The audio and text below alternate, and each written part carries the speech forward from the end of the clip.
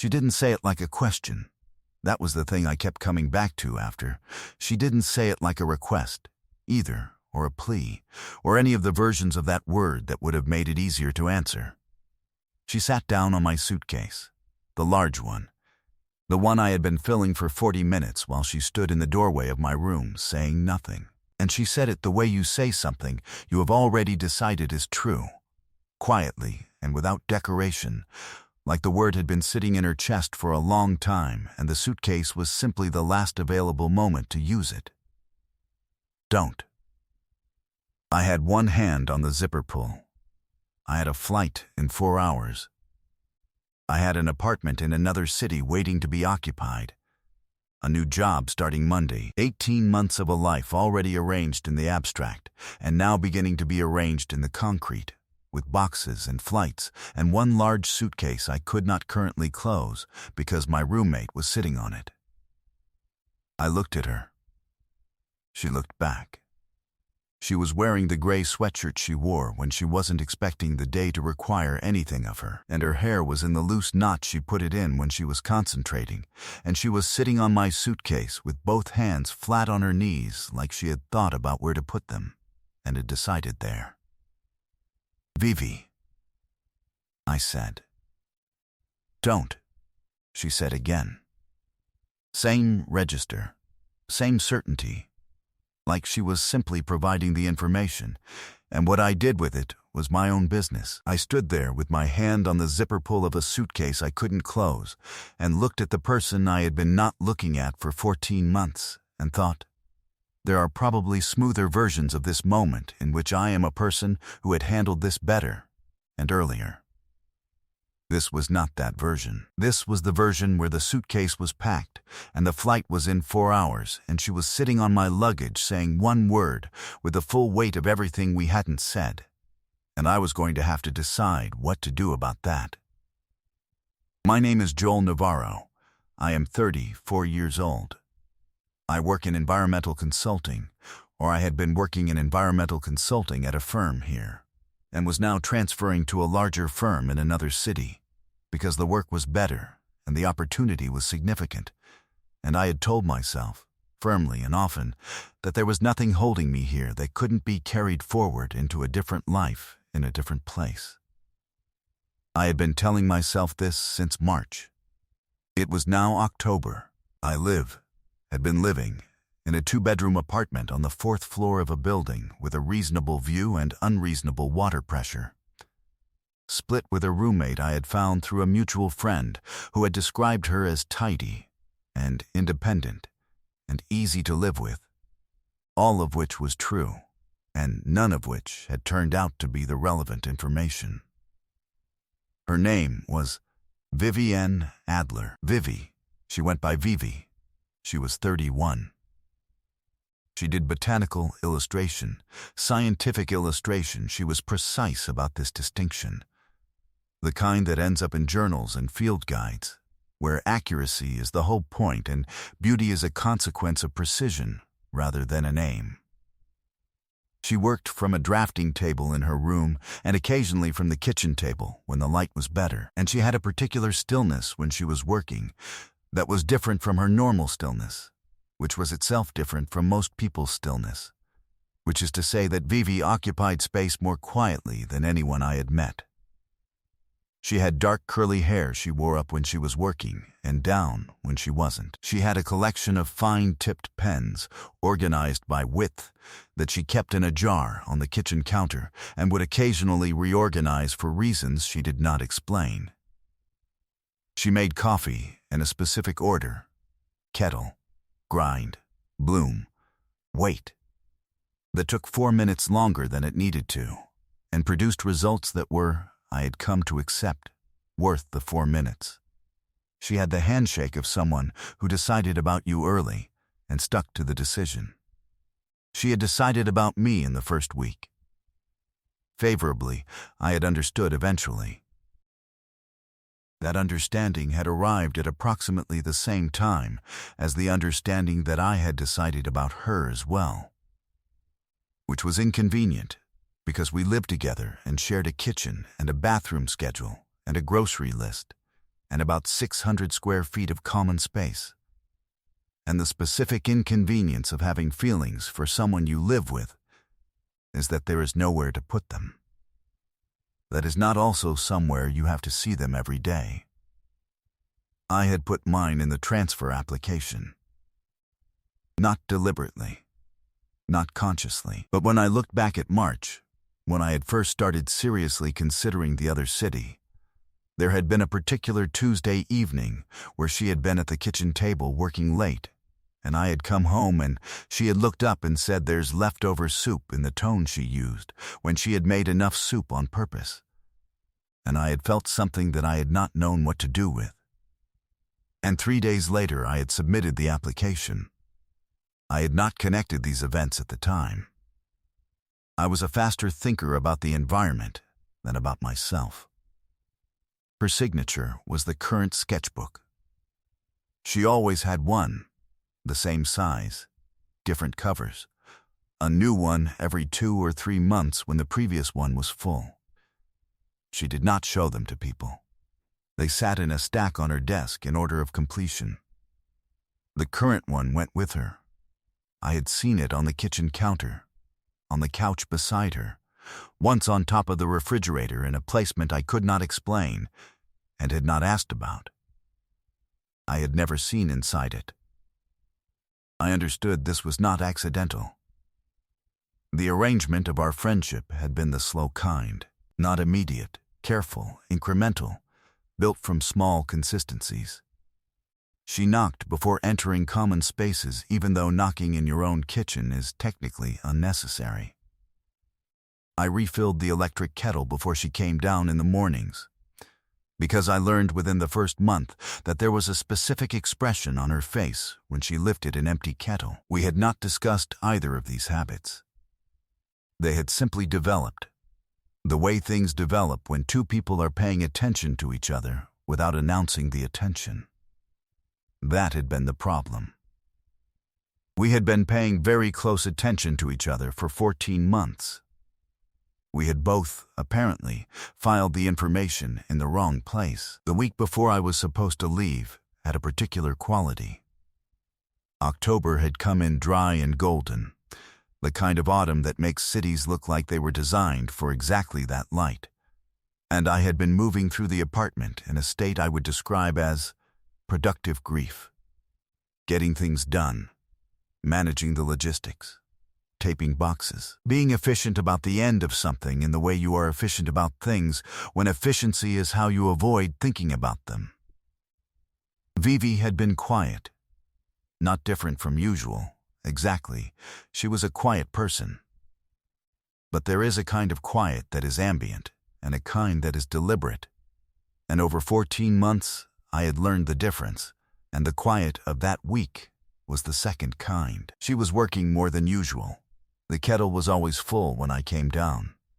She had made soup on Monday, a large pot, the kind that is designed to last 4 days, and I understood this was a practical and also a kind thing, and did not say so. On Thursday, she had been at the kitchen table with the sketchbook when I came in from work, and she had closed it in a single practiced motion, not quickly enough to be furtive, but quickly enough that I knew it had been open to something she hadn't decided to show me yet. "Last work day," she said. "Last one," I said. She nodded once and went back to the closed sketchbook, running her thumb along the edge the way she did when she was thinking, without looking like she was thinking. I made dinner. She set the table. We ate and talked about a documentary she'd watched and a project I was handing off, and the conversation was easy and warm and completely adjacent to the thing neither of us was saying. I had poor survival instincts around women who made soup on purpose. Friday, I had taken the day to pack. She had offered to help, and I had said no, not because I didn't want her there, but because I needed the activity of packing to be a thing I could do alone without having to manage my expression. She had said okay, and gone to her room, and I had heard the quiet sounds of her working through the wall, and I had packed methodically and tried very hard not to think about the way the apartment would sound after I was gone. By evening, I had most of it. The large suitcase was in the center of my room. Open, shirts folded. The few things off the walls, the book I was halfway through that I hadn't been able to read all week because I couldn't hold a sentence. She appeared in the doorway. She leaned against the frame and watched me pack with her arms crossed, in the quiet that was the deliberate kind. And I folded things and placed them and did not look at her directly and tried to feel like a person who had made a good decision. I had been trying to feel like that since March. At some point, I reached for the zipper. I don't know why I reached for the zipper when there were still things on the floor. Reflex, probably, or the particular gesture of someone who wants to signal that a thing is finished before it is. She moved when I reached for the zipper. I didn't hear her cross the room. I just became aware that the suitcase was less available than it had been, and I looked down, and she was sitting on it. Both hands flat on her knees, hair in the concentration knot. Gray sweatshirt. Don't. I let go of the zipper. I sat down on the floor because there was nowhere else to sit. My room was mostly boxes. I sat on the floor across from my suitcase that my roommate was sitting on, and I looked at her. And the 4 hours I had before my flight seemed to rearrange themselves into something less like a countdown and more like an open question. "Vivi," I said, "what are you doing?" "Sitting," she said, "on my suitcase." "It was available," she said. The composure was extraordinary. I had always found her composure extraordinary, and I found it significantly more extraordinary right now. "I have a flight," I said. "I know," she said. "In 4 hours." "I know," she said. "I can see the boarding pass on your desk." I looked at my desk. The boarding pass was visible. "You've known for 6 months," I said. "That I was leaving." "Yes," she said. "You didn't say anything." She looked at her hands, flat on her knees. She pressed them down once, the way she did when she was choosing her words with the same care she used for her illustration lines, finding the precise version. "I kept thinking I would," she said. "There were a lot of moments where I thought, this is the one. This is when I say it." She looked up. And then the moment would pass, and I would think the next one would be cleaner. "Was there a clean one?" "No," she said. "I don't think there is a clean one. I think I was waiting for something that doesn't exist." Something in my chest moved. "What would you have said?" I said. "In the clean moment." She held my gaze. "I would have said that I think you submitted that transfer application because you needed somewhere to put something you didn't know what to do with," she said. "And I think I let you submit it because I needed to see if you would." A pause. "That's not fair, and I know that." The room was quiet. Outside the window, the October light was going amber. "I would have said," she continued, more quietly, "that the reason I make enough soup is because I want you to have some. And that I filled the kettle because I know the expression you have when it's empty, and that on the nights when you're working late, and I can hear you through the wall I don't put in my earphones because I like knowing you're there." She stopped. She looked at her hands again.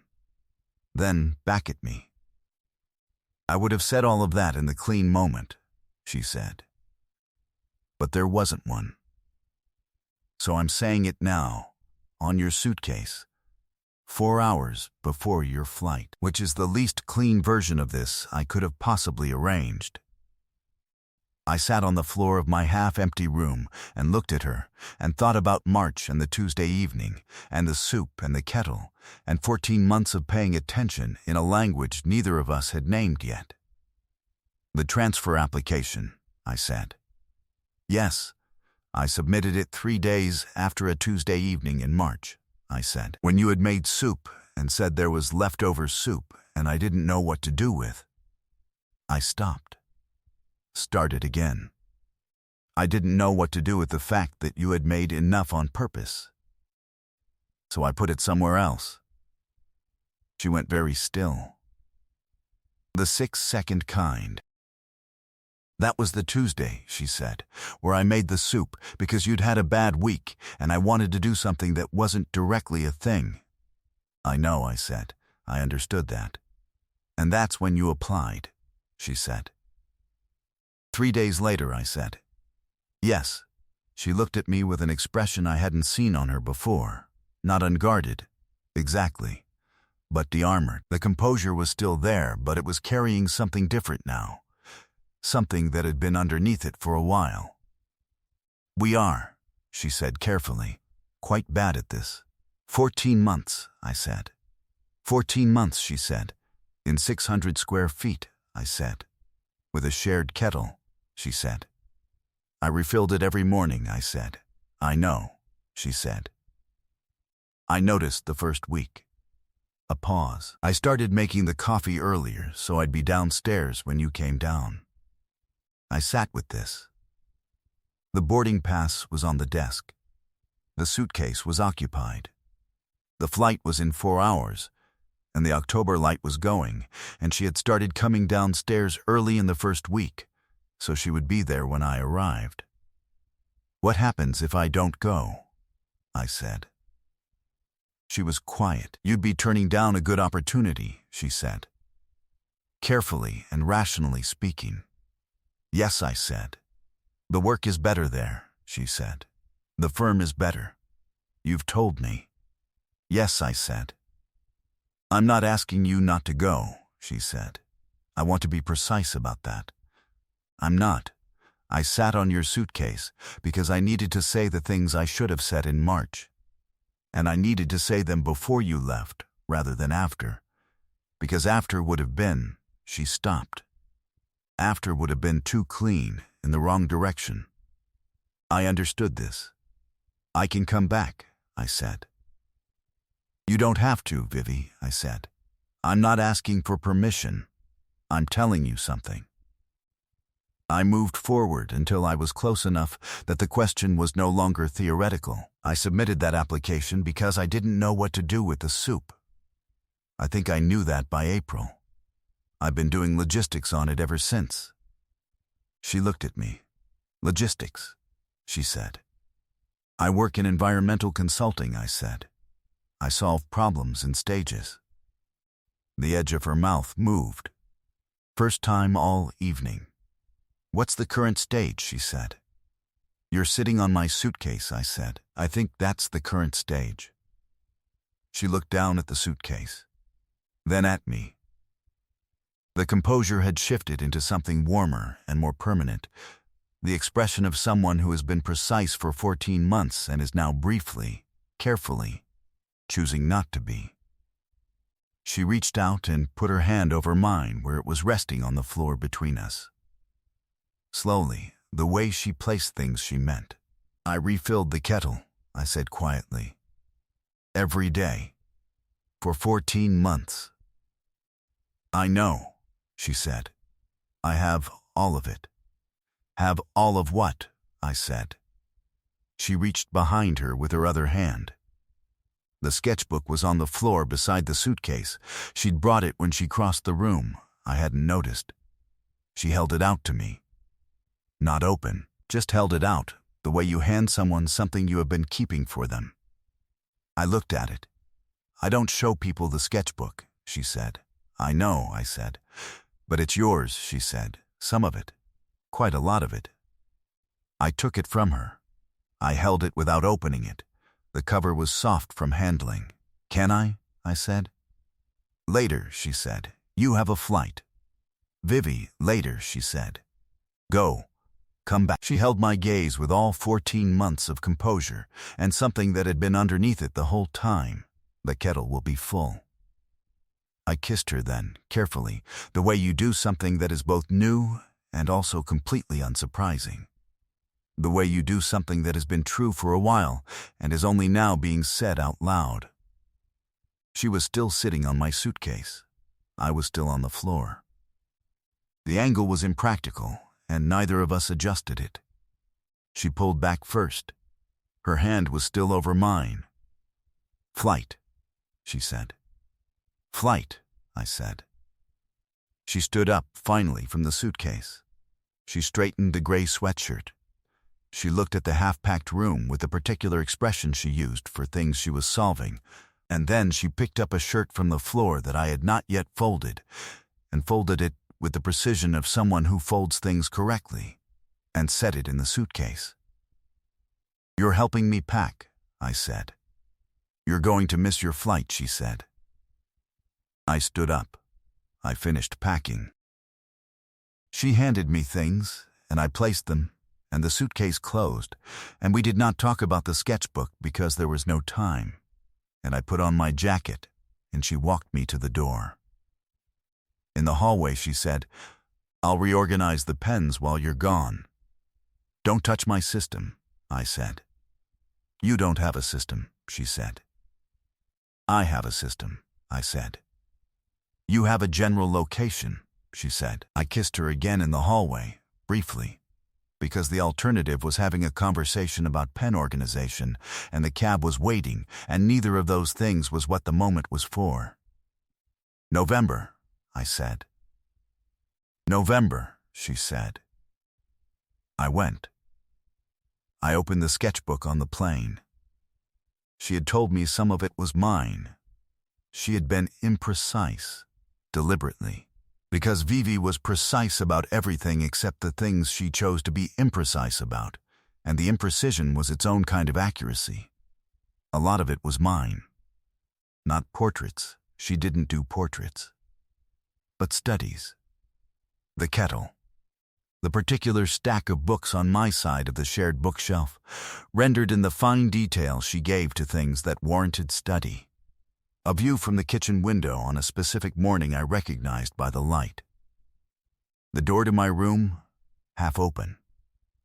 A coffee mug, mine, the large blue one, on the kitchen counter, with a quality of attention that is not about the mug. In the back, on the last used page, in handwriting rather than illustration, October. He's packing. I should go say something. Below that, in smaller writing, the kettle is full. I sat with it for the whole flight. I came back in November. 3 weeks, on the arrangement I had negotiated with the new firm, because the project had a phase that could be managed remotely, and I had made a case for it that was professional and thorough, and had nothing to do with the real reason. She had reorganized the pens. I walked in and saw the jar on the counter, rearranged. And I said, "Don't touch the system," and she said, "I said you didn't have one." And we had this argument for about 45 seconds before it became something else. 6 months after that, I came back for good. The firm had a sister office here that had been growing and needed someone with my experience, and I had made a case for the transfer that was, again, professional and thorough. My manager had looked at me across the desk and said, "You move there," and immediately wanted to come back. I had said the sister office represented a genuine opportunity. She had said, "Okay," in the way people say okay when they know what they're really being told. The apartment was still ours. Neither of us had said anything about changing it. Some arrangements, we had agreed without agreeing, did not require renegotiating. They just required staying. 2 years later, when people asked about us, she said, "He was packing to leave, and I sat on his suitcase." She said it with the composure she said everything, as if this were a routine logistical solution. I always said. She whispered one word, and it was the most complete sentence I've ever heard. She always said the word was obvious. I always said, "Most true things are." She had told me not to go. She had also told me to go. Both of those things were true, and she had held them simultaneously with the precision she held everything. And what she had actually said, underneath all of it, was, "Come back." I had. The kettle had been full. What would you have done? Would you have stayed? Or would you have gone and come back? Or would you have never packed the suitcase in the first place? And have you ever realized, almost too late, That the reason you were leaving somewhere had nothing to do with where you were going? Tell me in the comments. If this one stopped you, leave a like, subscribe, and I'll see you in the next one.